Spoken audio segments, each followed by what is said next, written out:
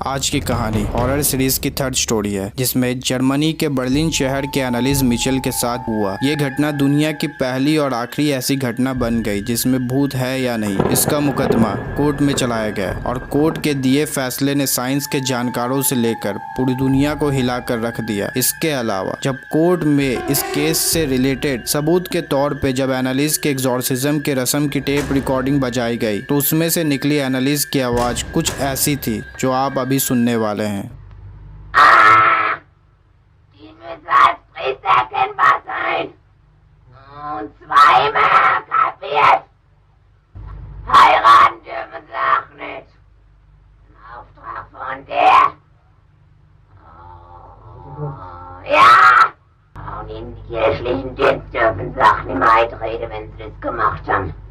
जब लोगों ने इस रिकॉर्डिंग को सुना तो उनके होश उड़ गए और वो डरे सहमे कोर्ट रूम में टांगे एक वुडन क्रॉस की तरफ एक टक देखते रह गए। आखिर ये पूरी कहानी थी क्या? This video is for educational purposes and all the information related to this video is either taken from some book, internet or from some documentary. Hello viewers, मेरा नाम है Asif and welcome to my channel story teller Hussain.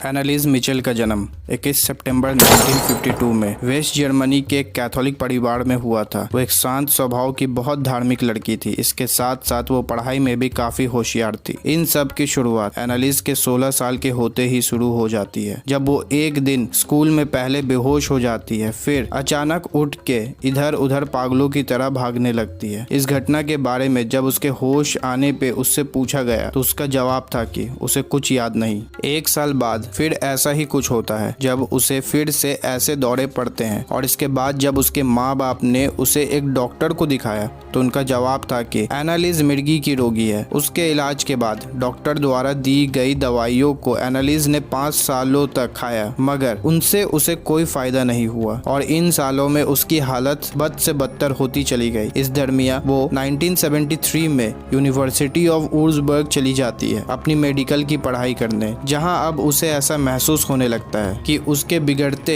हालात की वजह उसके अंदर किसी शैतानी आत्मा का साया है, क्योंकि उसे डरावने चेहरे दिखाई देते थे जो हर वक्त उसके कानों में फुसफुसाते रहते थे कि वो अशुद्ध है और वो नर्क में सड़ेगी। इस बारे में उसने अपने माता पिता को भी बताया था। इसके अलावा एनालिस केस में यूनिवर्सिटी के प्रिंसिपल के कोर्ट में दिए गए बयान में ये कहा गया कि एनालिस अक्सर नग्न अवस्था में यूनिवर्सिटी में भागा करती थी और हद तो तब हो गई जब उसे एक बार यूनिवर्सिटी ग्राउंड में खून से लथपथ नग्न बेहोश पाया गया था, जिसके बाद यूनिवर्सिटी द्वारा एनालिस को वापस घर भेज दिया गया। इन सब से परेशान एनालिस के माता पिता ने एनालिस के किए गए दाव पर आखिरकार फादर अर्नेस्ट ऑल की मदद ली और जब वो एनालिस से मिलने उसके कमरे में पहुंचते हैं तो वो बेशुद्ध जमीन पे पड़ी रहती है और वो वहाँ किए अपने पेशाब को जमीन से चाट रही थी और वहीं पास में पड़े एक कोयले के टुकड़े को उठा के खाने लगी। उसके चेहरे पे एक खौफनाक मुस्कुराहट थी, जिसे देख के फादर ऑल्ट समझ जाते हैं कि ये कोई मिर्गी का रोगी नहीं बल्कि इसके अंदर किसी शैतानी आत्मा का साया है। फादर ऑल्ट ने घर वालों को फौरन एग्जॉर्सिज्म की रस्म करवाने की सलाह दी, जिसके लिए उन्होंने पहले चर्च को इत्तला किया और फिर चर्च की मंजूरी पे उन्होंने एक लोकल पादरी आर्नोल्ड रेंस की मदद से एग्जॉर्सिज्म की पहली रस्म की, जिसमें उन्हें ये पता चला कि एनालिस में एक नहीं बल्कि 6 बुरी आत्माओं का वास है। फादर ऑल्ट द्वारा की गई एग्जॉर्सिज्म रस्म से वो 6 आत्माएं काफी उग्र हो गई, जिससे एनालिस पे एग्जॉर्सिज्म के दौरान काबू कर पाना काफी मुश्किल होने लगा। इसके बाद कुल 67 एग्जॉर्सिज्म की रस्मों को किया गया, जिसके पहले एनालिस को बिस्तर पे रस्सियों से बांध दिया जाता था। ये 67 रस्में 4-4 घंटों तक आने वाले 10 महीनों तक की गई, जिसके फलस्वरूप आखिरकार उन आत्माओं ने अपना परिचय देते हुए अपने नाम बताए।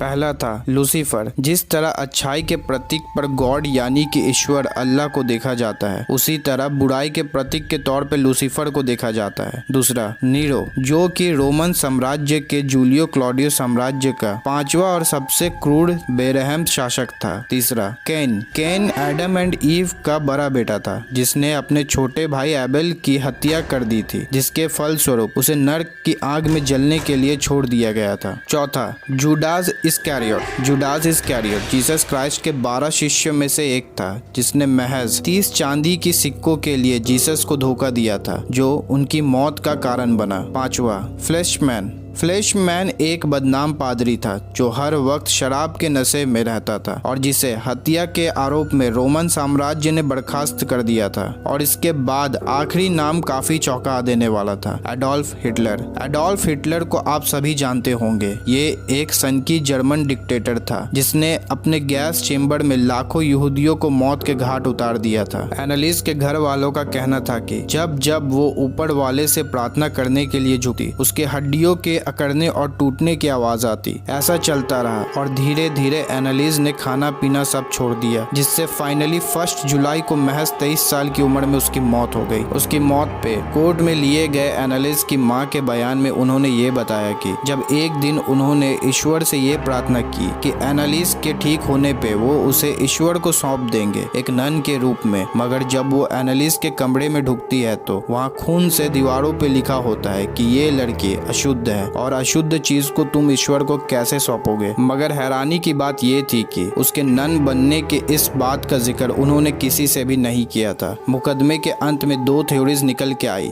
एनालिस के पोस्टमार्टम के बाद। पहली थी कि एनालिस की मौत शैतानिक कारणों से नहीं बल्कि भूखमरी और डिहाइड्रेशन से हुई है, और दूसरी की उसे एक्सॉर्सिज्म की नहीं बल्कि मेडिकल ट्रीटमेंट की जरूरत थी, क्योंकि उसके पहले डॉक्टर ने रिपोर्ट्स पेश करते हुए बताया कि उसे मिर्गी का रोग था, जिसके कारण उसे तरह तरह की आवाज और बदन को अकड़ने जकड़ने के दौरे पड़ते थे। मगर जब उन रिकॉर्डिंग्स को प्ले किया गया तो वहां बैठे सभी लोगों के होश उड़ गए और फिर कोर्ट द्वारा एनालिस के माता पिता को छोड़ दिया गया, क्योंकि उन्होंने पहले ही बहुत कुछ सहा था। इसके अलावा उन 2 प्रीस्ट को दकियानूशी परंपराओं के प्रैक्टिस के कारण एक इंसान की जान लेने के वजह से पहले 6 महीने की जेल की सजा दी गई, मगर फिर बाकी सबूतों के मद्देनजर उनकी सजा को कम करते हुए उन्हें 3 महीने की जेल हुई और 3 सालों तक चर्च के किसी भी काम से दूर रहने की कड़ी नसीहत दी गई।